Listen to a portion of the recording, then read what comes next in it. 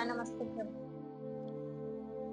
ऋषियों का ब्रह्मा जी के पास जा उनकी स्तुति करके उनसे परम पुरुष के विषय में प्रश्न करना और ब्रह्मा जी का आनंद मग्न हो रुद्र कहकर उत्तर देना।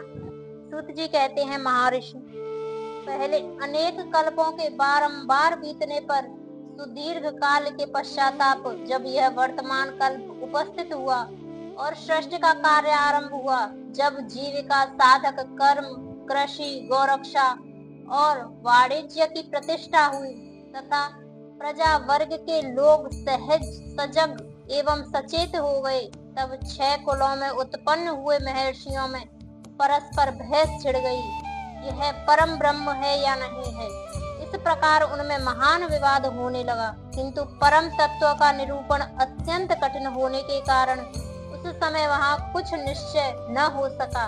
तब वे सब लोग जगत सृष्टा अविनाशी ब्रह्मा जी का दर्शन करने के लिए उस स्थान पर गए जहां देवताओं को और असुरों के मुख से अपनी स्तुति सुनते हुए भगवान ब्रह्मा विराजमान थे।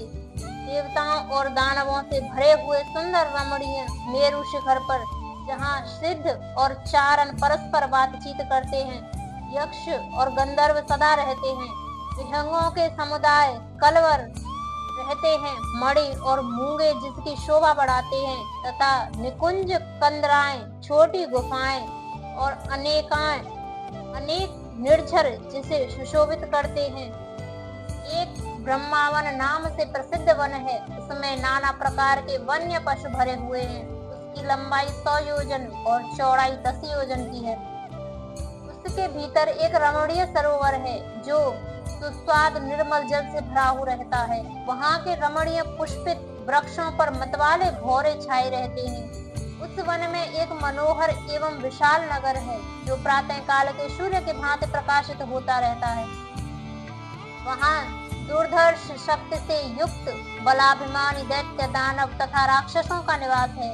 वह नगर तपाए हुए स्वर्ण का बना जान पड़ता है। उसकी चार दीवारों और सदर फाटक बहुत ऊंचे हैं। छोटे बुर्जों, ढालू छतों, आवास स्थानों तथा सैकड़ों गलियों से उस नगर की बड़ी शोभा है। वह विचित्र बहुमूल्य मणियों से आकाश को चूमता सा प्रतीत होता है तथा कई करोड़ विशाल भवनों से अलंकृत है। उस नगर में प्रजापति ब्रह्मा अपने सभासदों के साथ निवास करते हैं। वहां जाकर उन मुनियों ने साक्षात लोक पितामह ब्रह्मा जी को देखा। देव ऋषियों के समुदाय उनकी सेवा में बैठे थे। उनकी अंग कांति शुद्ध स्वर्ण के समान थी। वे सब आभूषणों से विभूषित थे। उनका मुख प्रसन्न था, उससे सौम्य भाव प्रकट होता था। उनके नेत्र कमल दल के समान विशाल थे। दिव्य कांति से संपन्न, दिव्य गंध एवं अनुलेपन से चर्चित, दिव्य श्वेत वस्त्रों से सुशोभित तथा दिव्य मालाओं से विभूषित ब्रह्मा जी के चरणाबिंदों की वंदना सुरेंद्र, असुरेंद्र तथा योगींद्र भी करते थे। जैसे प्रभा दिवाकर की सेवा करती है, उसी प्रकार समस्त शुभ लक्षणों से युक्त साक्षात सरस्वती देवी हाथ में चंबर ले उनकी सेवा कर रही थी।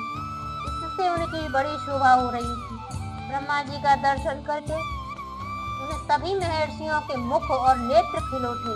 उन्होंने मस्तक पर अंजलि बांधकर उन सुर श्रेष्ठ की स्तुति की।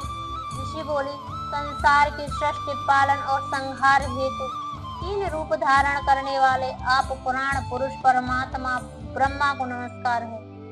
प्रकृति जिनका शरीर है, जो प्रकृति में शोभ उत्पन्न करने वाले हैं तथा प्रकृति रूप में 23 विकारों से युक्त होने पर भी जो वास्तव में निर्विकार हैं, उन ब्रह्म देव को नमस्कार है। ब्रह्मांड जिनकी देह है, तो भी जो ब्रह्मांड के उदर में निवास करते हैं तथा वहां रहकर जिनके कार्य और करण सम्यक रूप से सिद्ध होते हैं, उन ब्रह्मा जी को नमस्कार है। जो स्वर्गलोक स्वरूप तथा समस्त लोकों के सृष्टा है, जो संपूर्ण जीवों का शरीर से संयोग और वियोग कराने में हेतु है, उन ब्रह्मा जी को नमस्कार है। नाथ पितामह, आपसे ही संपूर्ण जगत के सृष्टि, पालन और संहार होते हैं, तथापि माया से आवृत होने के कारण हम आपको नहीं जानते। सूत जी कहते हैं, उन महाभाग महर्षियों के इस प्रकार स्तुति करने पर ब्रह्मा जी उन मुनियों के आवाहन प्रदान करते हुए गंभीर वाणी में इस प्रकार बोले।